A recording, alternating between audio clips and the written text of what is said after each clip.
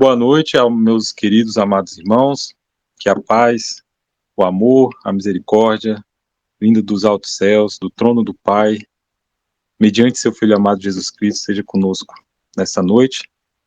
Seguindo a nossa linha de estudo, entramos no livro de Gálatas, um livro muito interessante para os nossos dias de hoje. E então, terça-feira, com o nosso querido irmão Marlon, demos o início a esse estudo, as cartas a Gálatas.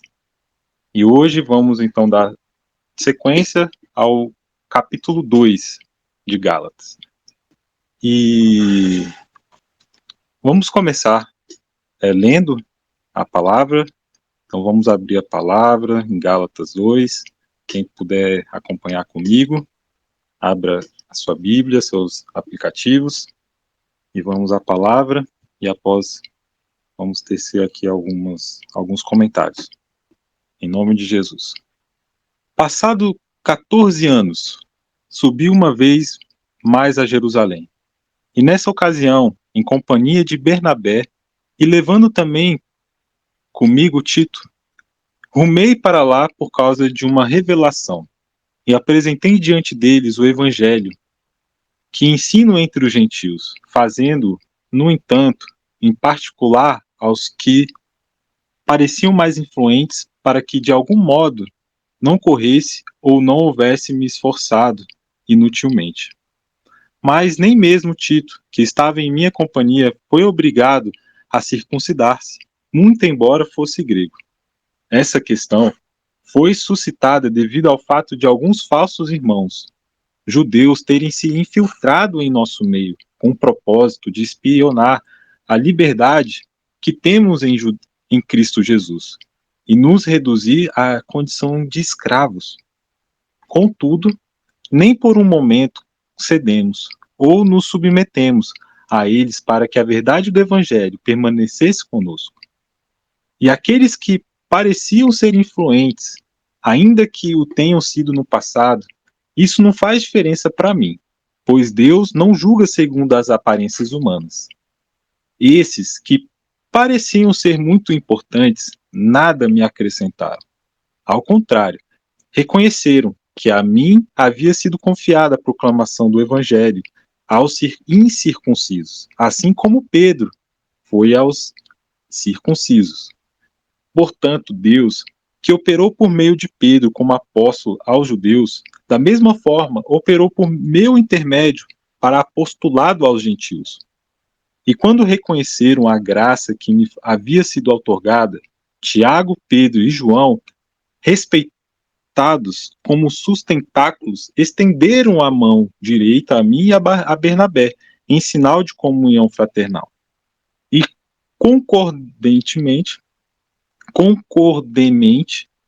ficou estabelecido que nós buscaríamos os não-judeus, e eles os circuncisos. E nos recomendaram apenas que não nos esquecêssemos dos pobres, o que também tenho me esforçado por fazer. Quando, porém, Pedro chegou a Antioquia, eu o enfrentei face a face, por causa da sua atitude reprovável. Porque antes de chegarem alguns da parte de Tiago, ele fazia suas refeições na companhia dos gentios.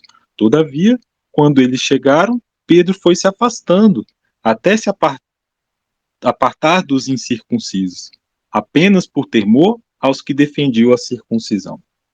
E os outros judeus, de igual modo, se uniram a ele nessa atitude hipócrita, de modo que até mesmo Bernabé se deixou influenciar. Contudo, assim que percebi que não estavam se portando de acordo com a verdade do Evangelho, repreendi a Pedro diante de todos, dizendo: se tu, sendo judeu, vives como os gentios e não conforme a tradição judaica, por que obrigas os gentios a viver como os judeus? Nós, judeus de nascimento e não pecadores como os gentios, estamos plenamente conscientes, entretanto, que o ser humano não pode ser justificado pela prática da lei, mas somente por meio da fé em Jesus Cristo. Sendo assim, nós também viemos a crer em Cristo Jesus, a fim de sermos justificados pela fé em Cristo, e de forma alguma pela prática da lei. Portanto, é certo que por praticar a lei ninguém será capaz de ser justificado. Contudo, se buscarmos ser justificados em Cristo, descobrirmos que nós mesmos somos pecadores, será Cristo então ministro do pecado? De forma alguma. Ora, se procuro reconstruir aquilo que já destruí, provo que sou transgressor. Pois por intermédio da lei eu morri para a própria lei, com o propósito de viver tão somente para Deus. Fui crucificado juntamente com Cristo. E desse modo, já não sou eu que vive, mas Cristo vive em mim. E essa nova vida que agora vivo no corpo, vivo-a exclusivamente pela fé no Filho de Deus, que me amou e se sacrificou por mim. Não torno inútil a graça de Deus. Portanto, se a justiça pudesse ser estabelecida pela lei, então Cristo teria morrido em vão. Amém. Glória a Deus. Então, que Deus seja louvado por essa palavra e que Paulo, em Gálatas, então ele continua aqui defendendo o verdadeiro evangelho de Jesus Cristo contra os falsos ensinos que surgiam nas igrejas ali da província de da Galácia. E alguns dados interessantes sobre essa região onde Paulo estava. Era uma região que naquela época era habitada por um grupo étnico de origem celta, né, que fica ali localizado na região central da atual Turquia. E ali, essas epístolas a Gálatas teve uma enorme influência, né, na história do cristianismo. Então, os celtas, eles tinham práticas relacionadas às práticas druidas, aonde eles tinham ali como práticas, adoração aos seres celestiais, né, como o Sol, e tinha também todo um estudo relacionado ao calendário solar e os solstícios e os equinócios. E se a gente for dar uma aprofundada no assunto, descobrimos então que ali tinha muita a prática do judaísmo junto com essas práticas pagãs e ali formando todas essas práticas hoje que são essas misturas, né, as apostasias, como a Cabala, por exemplo. Então aqui na Galácia a gente presencia a apostasia, aonde enquanto Paulo permanecia em Coríntio, aonde ali Paulo teve motivos ali para sérias apreensões com respeito ali a algumas congregações estabelecidas, e então ele ficou muito preocupado e ali percebeu que através das influências dos falsos ensinadores que tinham se levantado entre os crentes em Jerusalém, havia então a divisão, a heresia e muitas vezes o sensualismo. E aquilo estava ganhando rapidamente um terreno entre os crentes na Galácia. Então esses falsos ensinadores estavam misturando tradições judaicas com as verdades do Evangelho. E ali desconsiderando, né, como a gente acompanhou, ali a decisão do Concílio Geral de Jerusalém, que impuseram aos crentes gentios a observância da lei cerimonial. Né, que aqui no nosso canal já estudamos a respeito do que seria o livro da lei e o que seria então a lei escrita pelo próprio Deus, que ficava dentro da arca da aliança. E o livro dali, ali ao lado da arca, como se fosse um livro, e ali o que Cristo sempre manifestou como livre, somos livres da condenação daquela dos mitzvot, aquele livro da lei, né? Só para a gente deixar bem claro aqui, em relação sempre a essa questão do que seria a lei, o livro da lei e os 10 mandamentos, né? Que é a lei imutável. Então, esses falsos, né, ensinadores sempre se misturando. E então essa situação estava crítica. E os males que haviam sido introduzidos ameaçavam destruir rapidamente essas igrejas, aquelas congregações, o povo que tinha essa fé que já tinha sido dada a eles.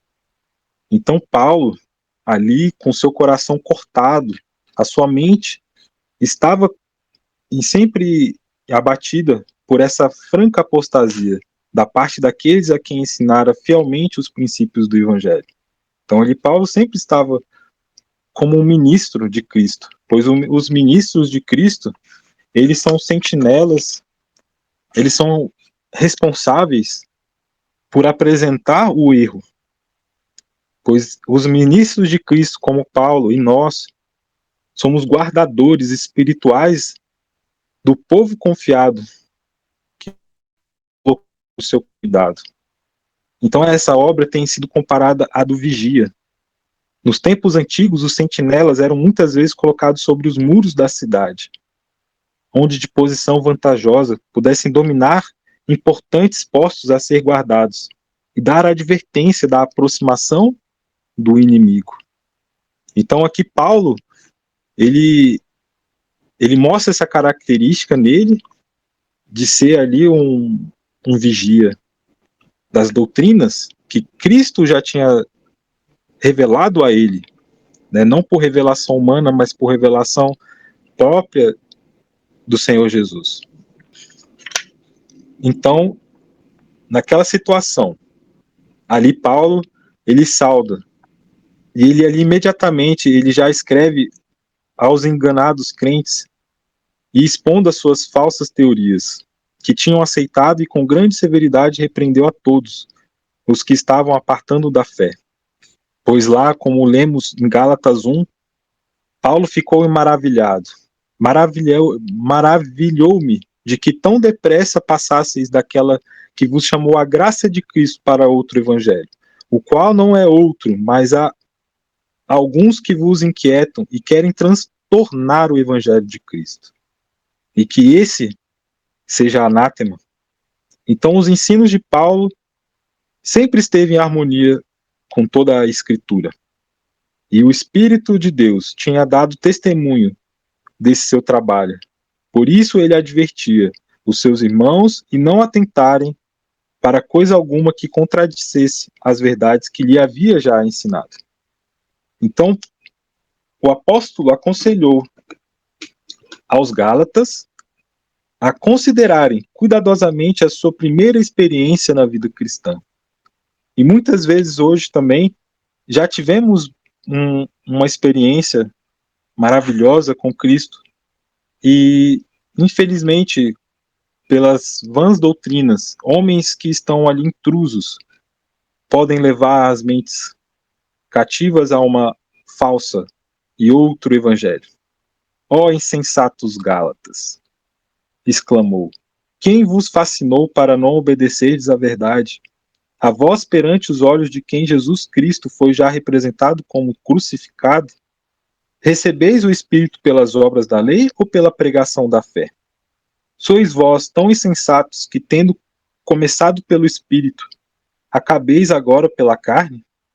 Será em vão que tenhais padecido tanto? Se é que isso também foi em vão, aquele, pois, que vos dá o Espírito é o que obra maravilhosa entre vós. E é pelas obras da lei ou pela pregação da fé? Como Gálatas 3. Então, Paulo, ele sempre colocava ali aos crentes e impunha perante eles o tribunal das suas próprias consciências e procurava detê-los em seu caminho, sempre confiando no poder de Deus para salvar e recusando-se a reconhecer as doutrinas dos ensinadores apóstatas. E ali o apóstolo ensinava por levar os conversos a ver que haviam sido grosseiramente enganados mas que pelo retorno à sua primeira fé no Evangelho podiam ainda anular os propósitos de Satanás. Então ele tomou posição firmemente ao lado da verdade e da justiça, e sua suprema fé e confiança na mensagem que apresentara ajudou a muitos cuja fé havia fracassado e retornarem, e levou muitos a retornarem à obediência ao Salvador. E ali, primeiramente, ele os repreendeu com cautela e ternura, e aos últimos com palavras de farta reprovação. Comparando aqui com os coríntios, ele havia então sido vencido pela tentação, os coríntios. E ali, Gálatas, enganados por engenhosos sofismas de ensinadores que apresentavam um erro sobre o disfarce da verdade, e tinham se tornado confusos e desorientados. Então, para que Paulo pudesse ensiná-los a distinguir o falso do verdadeiro, requeria cuidado e paciência. Aspereza ou descuidadosa precipitação da parte dele teria destruído sua influência sobre muitos daqueles a quem ansiava ajudar. E ali, Paulo teve que ser firme nas suas palavras, mas com muita sabedoria. Pois ali na Galácia estava desmascaradamente e aberta o erro que estava suplementando a mensagem do Evangelho. Então, Cristo, o verdadeiro fundamento da fé, fora virtualmente renunciado pelas obsoletas cerimônias do judaísmo. O apóstolo viu que para os crentes da Galácia fossem salvos, que se fossem salvos dos perigos, influências que os ameaçavam, as mais decisivas medidas deviam ser tomadas, dadas as mais penetrantes advertências. E isso nos leva a várias importantes lições, pois esse é o ministro de Cristo, esse é o ministério de Cristo, e que todo ministro de Cristo deve aprender. Precisamos nos adaptar, muitas vezes, ao trabalho e às condições daqueles que nós buscamos beneficiar, com ternura, paciência, com decisão e firmeza.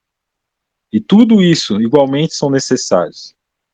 Mas também devemos ter o necessário discernimento, pois iremos tratar com diferentes tipos de mentalidade, com circunstâncias e condições variadas. E essa é uma obra que requer sabedoria e um juízo iluminado e santificado pelo Espírito de Deus. Então o apóstolo Paulo exortou os Gálatas a deixar os falsos guias por quem havia sido desviados e a voltar à fé que havia sido acompanhada por inquestionáveis evidências da aprovação divina. E aqueles homens que procuraram desviar de sua fé no Evangelho eram hipócritas, de coração não santificado e de vida corrupta. Sua religião eram feitas de um conjunto de cerimônias, por cujas práticas esperavam ganhar o favor de Deus. Não tinham interesse no Evangelho que requeria obediência à palavra, pois lá em João 3,3, Jesus ele fala: aquele que não nascer de novo não pode ver o reino de Deus. Então sentiam que uma religião baseada em tal doutrina requeria demasiado sacrifício, e assim se apegavam aos seus erros, enganando-se e também enganando a outros. Suprir formas externas de religião, em lugar de santidade de coração e de vida, é ainda tão agradável à natureza não renovada como foi nos dias desses ensinadores judeus. Então hoje percebemos muitos querendo ainda, de forma externa, mostrar uma certa religião, e que muitas vezes isso é agradável à natureza pecaminosa. E eles então ali vão se embriagando de um vinho fermentado que leva ao entorpecimento, e que ali o verdadeiro evangelho não é percebido. E hoje, se naquela época, em Gálatas, Paulo presenciou toda essa apostasia, esse essa permissão de Deus também, para que ali se estabelecesse a verdade, um remanescente. E hoje, como então, naquela época, existem também os falsos guias espirituais, cujas doutrinas muitos atentam com muito desejo. E, meus irmãos amados, é um estudo. Satanás ele tem estudado com grandes esforços para desviar as mentes da esperança da salvação pela fé em Cristo e obediência à lei de Deus. Pois em cada época, o arqui-inimigo adapta suas tentações aos preconceitos ou inclinações daqueles a quem está procurando enganar.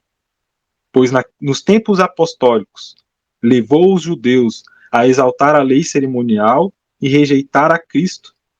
Se apegou às práticas das festas, das luas, da circuncisão e rejeitam a Cristo.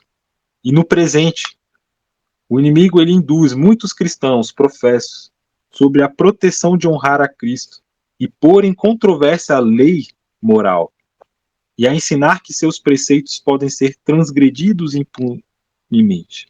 Vivemos numa geração onde querem dizer que Jesus aceita você da forma que você é, da forma com que o sistema impôs para você ser do jeito que eles ensinam você a ser. Pois é tudo um controle, mas é impossível entrar no reino de Deus se não nascer de novo. Muitos pregam hoje que o sábado não é um dia mais de se guardar, de se santificar, de prestar honras e glórias e louvores àquele que criou os céus e a terra e descansou no sétimo dia. Muitos não sabem mais que Deus é esse que criou os céus e a terra, pois foi paganizado, misturando falsas doutrinas. Mas Deus tem levantado um remanescente para acusar e mostrar como Paulo, ali em Gálatas, de uma forma poderosa, cheia do Espírito, dizendo: caiu, caiu todas essas doutrinas falsas. Então é dever de cada servo de Deus opor-se firmemente e decididamente a esses pervertedores da fé e expor destemidamente seus erros pela palavra da verdade.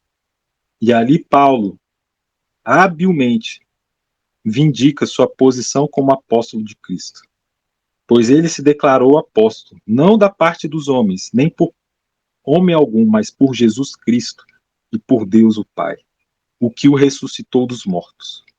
Não de homens, mas da mais alta autoridade do céu. Tinha ele recebido o seu comissionamento, a sua missão, seu ministério. E sua posição tinha sido reconhecida por um concílio geral em Jerusalém, com cujas decisões Paulo se tinha conformado em todos os seus trabalhos entre os gentios. E isso não foi para se exaltar, mas sim para magnificar a graça de Deus. E ele ali estava pondo em dúvida seu apostolado, provas de que não era inferior aos mais excelentes apóstolos. Então, com irrespondíveis argumentos, sempre Paulo expunha perante eles o privilégio de se tornarem homens e mulheres livres em Cristo, por cuja graça expiatória todos os que fazem completa entrega são vestidos com o manto de sua justiça. Então ele tomou uma posição para que cada pessoa que deseja ser salvo precisa ter uma experiência genuína e uma experiência individual nas coisas de Deus.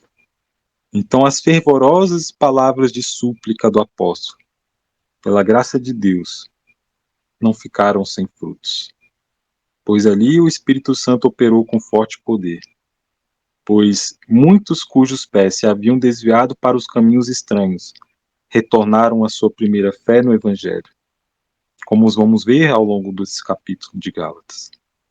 Pois na vida deles foi manifesto os frutos do Espírito. Então os ministros de hoje estão sendo chamados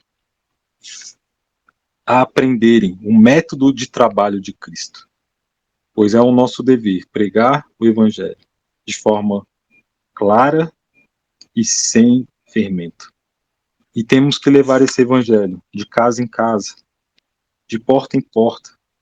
Temos que ser parecidos com Cristo, que dava comida ao faminto, dava mão ao necessitado, ajudava quem precisava. E assim era a vida de Paulo, assim é a vida de Cristo. E assim deve ser todos aqueles que são os co-obreiros de Cristo. E é um privilégio desses vigias sobre os muros de Sião viverem tão perto de Deus e ser de tal modo sustentáveis por Ele e ali receberem a impressão do seu Espírito, para que assim Deus possa operar por meio deles, a fim de advertir do perigo a homens e mulheres e apontar-lhes o lugar de segurança. Fielmente devem adverti-los da inevitável resultado da transgressão e devem fielmente salvaguardar os interesses da congregação. E aqui, como Paulo, nós também devemos nunca relaxar as nossas vigilâncias, a nossa guarda. E que Deus seja louvado e engrandecido mais uma noite por esse estudo tão profundo da palavra, que possamos não viver mais para nós, mas viver para Cristo, viver em Cristo. E não é pela carne que vamos ser salvos, não é pelas obras, e sim pela fé naquele que tudo pode e pode nos justificar, pode perdoar, pode nos libertar da escravidão e pode também, sim, irmãos, curar de todos os males, de todas as doenças, pois é em nome de Jesus que todas as coisas foram feitas. É por Ele e para Ele. E você também foi criado para fazer parte dessa grande obra do reino dos céus. Louvado seja Deus pela sua vida e pela vida de todos que vocês têm falado sobre esse evangelho eterno. Amém. Gostaria de pedir ao irmão Marlon, por gentileza, nos dirigir nessa oração, os irmãos tão queridos aí juntos, se for possível, em nome de Jesus. Amém, meu irmão. Amém. Oremos ao Senhor. Pai que habita nos mais altos céus, louvado e engrandecido seja teu santo, eterno e maravilhoso nome. Obrigado, Pai querido, pela manifestação do teu Santo Espírito entre nós, por meio da vida do teu servo, irmão João, na ministração da tua santa palavra nesta noite. Pedimos ao Pai que o Senhor guarde todos os teus filhos, segundo a tua promessa.